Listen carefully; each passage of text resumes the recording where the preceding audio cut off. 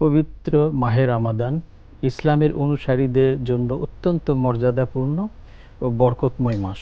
কারণ এই মাসে কোরআন নাজিল হয় এবং রোজা বা সাওমকে মুসলমানদের জন্য ফরজ করা হয়েছে।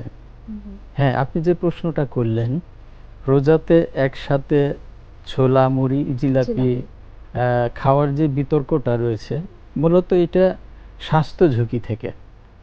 এটার সাথে সাংস্কৃতিক, সামাজিক বা ধর্মীয় কোনো বিরোধ নেই, কারণ তিনটি খাবারই হালাল। তাহলে একসাথে খেলে সমস্যাটা কোথায়? হ্যাঁ, কিছু তো সমস্যা আছেই। সমস্যাগুলো হলো, আমরা যদি দেখি জিলাপি এবং মুড়ি, এটাতে উচ্চ মাত্রার শর্করা থাকে, যা ডায়াবেটিক এবং প্রি ডায়াবেটিক রোগীদের জন্য স্বাস্থ্য ঝুঁকি বাড়ায়।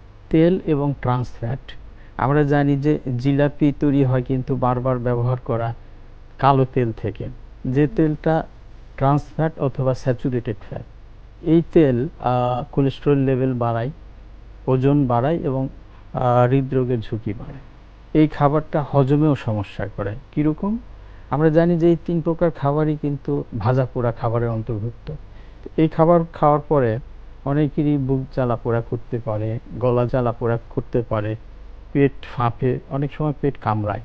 এটাকে সাধারণ ভাষায় অ্যাসিডিটি বা গ্যাস্ট্রিক বলা হয়। এই খাবারে আরেকটা সমস্যা করে, সেটা হলো অতিরিক্ত ক্যালোরি যুক্ত করে। প্রায় 500 থেকে 700 কিলো ক্যালোরি যুক্ত হয়, যা রোজাদারের ওজন বাড়ায়। কাজেই আমি বলবো যে ইফতারের প্লেটটা হওয়া উচিত স্বাস্থ্যসম্মত খাবার দিয়ে, আর এই খাবারটা এড়িয়ে চলাই উচিত।